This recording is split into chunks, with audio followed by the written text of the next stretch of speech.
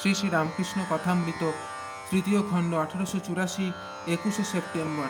শ্রীরামকৃষ্ণ দক্ষিণেশ্বরে ভক্ত সঙ্গে ও কলিকাতায় চৈতন্য লীলা দর্শন। প্রথম পরিচ্ছেদ। রাখাল, নারায়ণ, নিত্যগোপাল ও ছোট গোপালের সংবাদ। আজ রবিবার, শুক্লা দ্বিতীয়া, 6ই আশ্বিন, 1291 বঙ্গাব্দ, 21শে সেপ্টেম্বর 1884 খ্রিস্টাব্দ।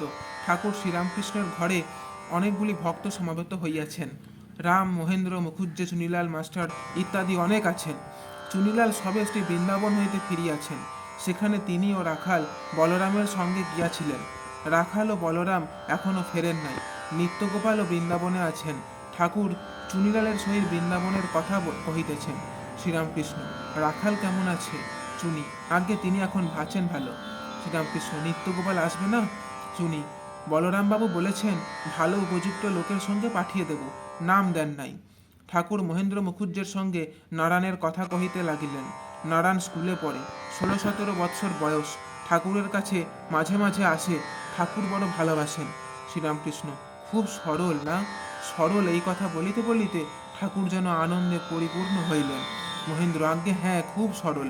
শ্রীরামকৃষ্ণ: তার মা সেদিন এসেছিল, অভিমানী দেখে ভয় হলো। তারপর তোমরা এখানে আসো, কাপ্তেন আসে, এসব সেদিন দেখতে পেলে। তখন অবশ্য ভাবলে যে শুধু নারায়ণ আসে আর আমি আসি তা নয়। সকলের হাস্য।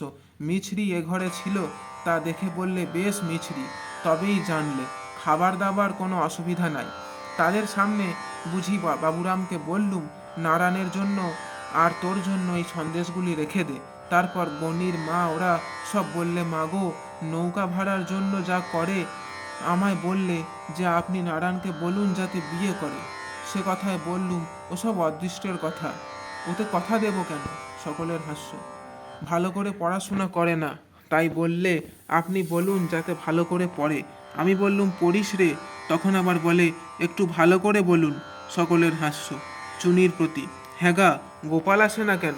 চুনি: রক্ত আমেশা হয়েছে। শ্রীরামকৃষ্ণ: ওষুধ খাচ্ছে? ঠাকুর আজ কলিকাতায় স্টার থিয়েটারে চৈতন্যলীলা দেখিতে যাইবেন। স্টার থিয়েটারে তখন যেখানে অভিনয় হইত, আজকাল সেখানে কোহিনূর থিয়েটার।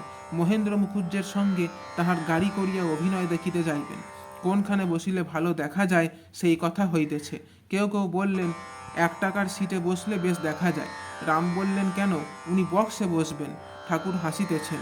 কেহ কেহ বলিতেছেন বেশ্যারা অভিনয় করে, চৈতন্যদেব, নিতাই এসব অভিনয় তারা করে। শ্রীরামকৃষ্ণ ভক্তদিগকে: আমি তাদের মা আনন্দময়ী দেখব। তারা চৈতন্যদেব সেজেছে, তা হলেই বা সোলার আতা দেখলে সত্যকার আতার উদ্দীপন হয়। একজন ভক্ত রাস্তায় যেতে যেতে দেখে কতগুলি বাবলা গাছ রয়েছে। দেখে ভক্তটি একেবারে ভাবাবিষ্ট। তার মনে হয়েছিল যে ওই কাঠে শ্যামসুন্দর বাগানের কোদালের বেশ বাঁট হয়। অমনি শ্যামসুন্দরকে মনে পড়েছে। যখন গড়ের মাঠে বেলুন দেখতে আমায় নিয়ে গিয়েছিল, তখন একটি সাহেবের ছেলে একটা গাছে ঠেসান দিয়ে ত্রিভঙ্গ হয়ে দাঁড়িয়েছিল।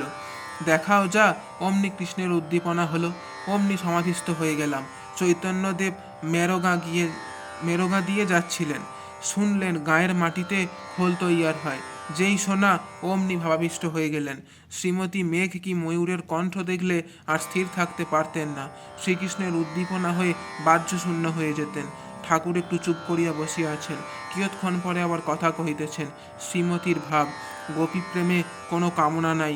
ঠিক ভক্ত যে, সে কোনো কামনা করে না, কেবল শুদ্ধা ভক্তি প্রার্থনা করে, কোনো শক্তি কি সিদ্ধাই কিছু চায় না। জয় ঠাকুর মা স্বামীজি।